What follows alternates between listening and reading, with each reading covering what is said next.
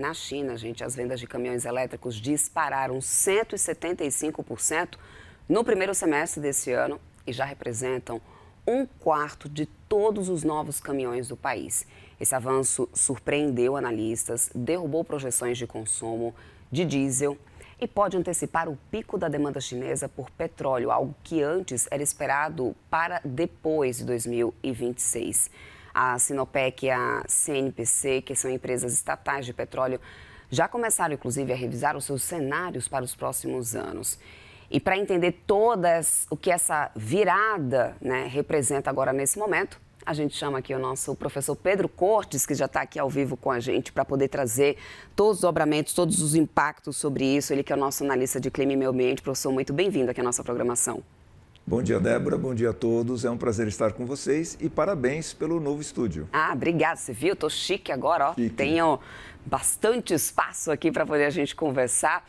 Mas, professor, primeiro de tudo, o que representa exatamente, o que explica, na verdade, primeiro, essa disparada nessas vendas, desses veículos elétricos, e por que isso agora já representa um grande risco, assim, foi uma disparada tamanha a ponto de já motivar realmente essas revisões e projeções de consumo do diesel?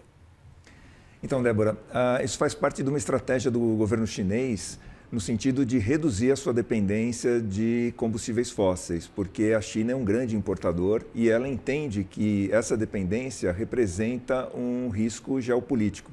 Não um risco geopolítico imediato, tendo em vista até que as cotações do petróleo elas estão em baixa e tem uma tendência de baixa, pelo menos até o próximo ano, devido a uma superprodução, mas sempre há um risco de ser altamente dependente dos combustíveis fósseis. Então, há uma estratégia do governo chinês no sentido de reduzir essa dependência e um grande foco que ele tem mantido é na produção de veículos pesados elétricos. Então, por exemplo, hoje, o custo total de propriedade, o TCO, dos caminhões elétricos já é mais baixo em determinadas atividades do que o custo dos caminhões a diesel. E, inclusive, para manter essa frota rodando rapidamente, eles estabeleceram uma estratégia, por exemplo, de substituição rápida de baterias. Então, quando a bateria do caminhão elétrico está já com uma carga muito baixa, ele para num posto onde essa bateria ela é substituída por uma bateria já previamente carregada. Então, não tem aquele tempo de recarga que pode ser considerável. Então, praticamente o tempo de recarga, o tempo de substituição da bateria, ele é equivalente a um tempo de abastecimento com diesel. Então, o governo chinês ele vem forçando muito isso, também impondo metas aos fabricantes, colocando metas mais rígidas de controle ambiental.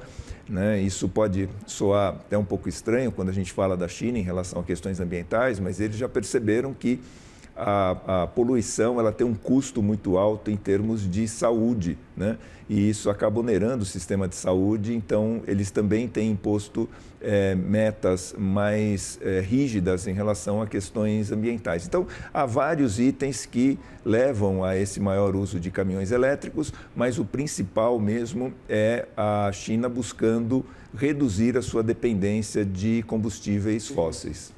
Agora, professor, se o pico da demanda chinesa por petróleo for realmente antecipado, quais são os efeitos esperados para o mercado global? Então, a China ela é um grande consumidor de petróleo. E esse pico ele estava sendo previsto para depois de 2026, ou seja, o consumo ia continuar subindo para 2028, 2030, mas há agora as novas projeções revisaram esse valor para o próximo ano. Então, o consumo de petróleo da China ele deve subir, segundo essas novas projeções, até 2026 e a partir de 2026 ele começaria ou deve começar a cair. Isso deve influenciar na cotação do petróleo, então deve forçar ainda a manutenção de um viés de baixa, porque vamos ter aí uma superprodução, pelo menos em 2026, aliado a uma menor demanda por parte da China, então isso vai forçar o preço para baixo e isso vai ser um ponto de virada em relação aos combustíveis fósseis mundialmente falando, porque, como eu disse, a China é um grande importador de petróleo, então isso vai ter um impacto e vai mostrar que realmente é possível inclusive naquilo que se imaginava ser uma maior dificuldade, né, que seria a movimentação de carga, que é possível a utilização de veículos elétricos desde que se tenha uma logística, por exemplo, no caso aí da troca das baterias, que permita esse fluxo contínuo, né? Porque o caminhão parado é prejuízo. Então, é importante que a frota continue rodando e, para isso, a China demonstra que, ao estabelecer uma infraestrutura logística, é possível que isso seja feito. Inclusive, nós fizemos recentemente aqui na CNN, né, para o CNN Prime, nós fizemos uma matéria sobre o uso de hidrogênio em caminhões. Tem caminhões já chineses que são movidos tanto a energia elétrica, né, com baterias, mas também a hidrogênio, que é um mercado que vem crescendo na China e tende a se implantar no Brasil em determinadas rotas nos próximos anos, né? O Instituto de Pesquisas Tecnológicas aqui de São Paulo vem trabalhando fortemente com isso. E realmente nós devemos ter novidades aqui, inclusive no Brasil, nos próximos anos. Perfeito. Professor Pedro Cortes, nosso analista de Clima e Meio Ambiente, sempre muito bom bater um papo contigo. Professor, boa sexta-feira para você, bom final de semana e até a semana que vem. Bom final de semana a todos. Até mais.